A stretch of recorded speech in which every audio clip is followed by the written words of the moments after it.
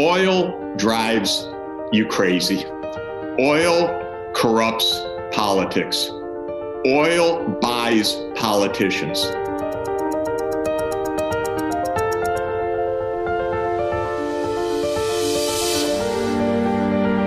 Some scientists are indicating we should make plans to adapt to a 4-degree hotter world.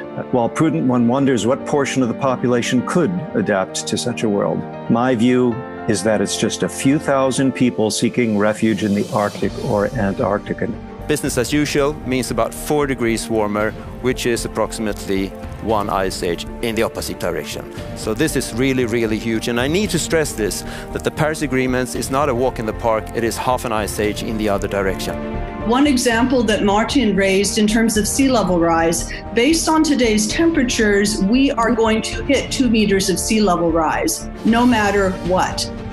500 million people are affected in India alone. Most of Europe will experience about 4 degrees of warming by the end of the century, which is pretty disastrous.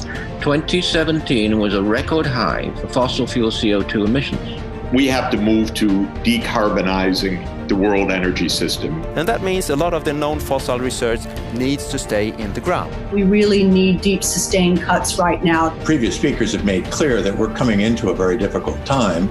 We are in a race against time. It takes a double whammy to understand. It takes repeated shocks. Governments and the media simply cannot say that they did not know.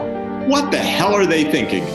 We don't have time to speculate. We don't have time is absolutely correct. As we know, we don't have time. There's no more time. Yes, we don't have time. We use the hashtag we don't have time. We don't have much time. We don't have time to wait. We don't have time, but we do have a way. This is the heroes on the ground. It is very simple, but it continues to change lives every day. So he came back to Stockholm and he was devastated by all the trash he saw. So I started picking trash while running. We have created the widest range of green burgers in the industry. We will carbon compensate every email being sent.